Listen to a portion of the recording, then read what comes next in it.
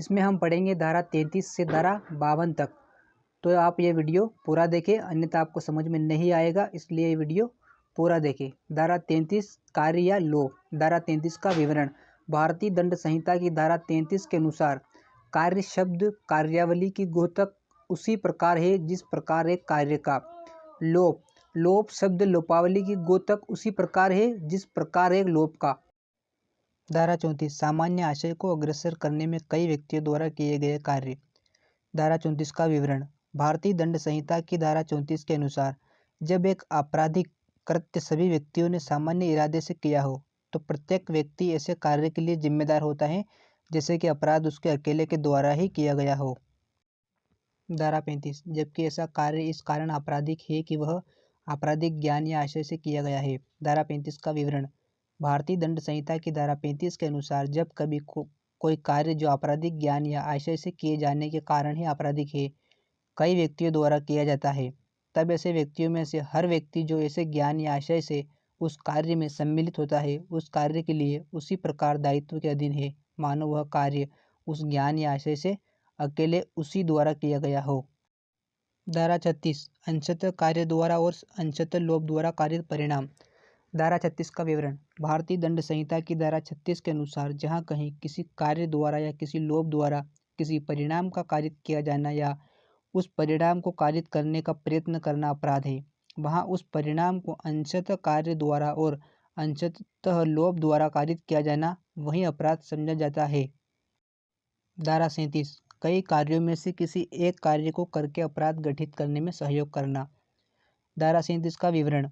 भारतीय दंड संहिता की धारा 37 के अनुसार जबकि कोई अपराध कई कार्यों द्वारा किया जाता है तब जो भी कोई या तो अकेले या किसी अन्य व्यक्ति के साथ सम्मिलित होकर उन कार्यों में से कोई एक कार्य करके उस अपराध के किए जाने में शायद सहयोग करता है तो वह उस अपराध को करता है।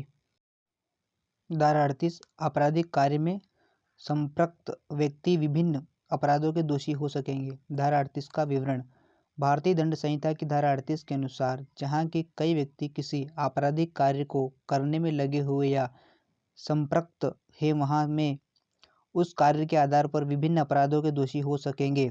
दृष्टांत क गंभीर प्रकोपन की ऐसी परिस्थितियों के अधीन पर यह पर आक्रमण करता है कि यह का उसके द्वारा वध किया जाना केवल ऐसा आपराधिक मानव वध है जो हत्या की कोटि में नहीं आता है। धारा 38 के बारे में।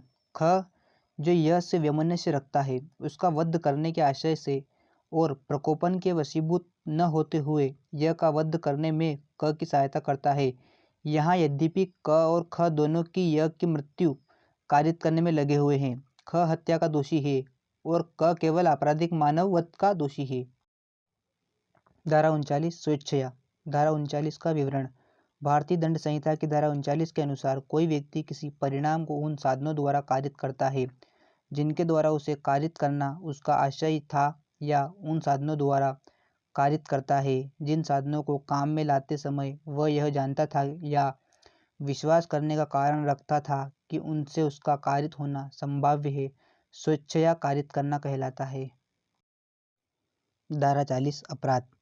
धारा 40 का विवरण। भारतीय दंड संहिता की धारा 40 के अनुसार इस धारा के अनुच्छेद 2 और 3 में वर्णित अध्यायों और धाराओं के सिवाय अपराध शब्द इस संहिता द्वारा दंडित की गई बात का द्योतक है।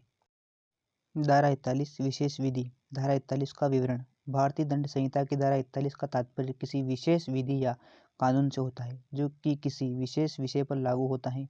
जैसे कोई ऐसा विषय है जिस पर भारतीय दंड संहिता की कोई भी धारा लागू नहीं हो पा रही है तो ऐसी स्थिति में मामले को निपटाने के लिए न्यायालय किसी भी अन्य कानून या विधि का सहारा लेती है।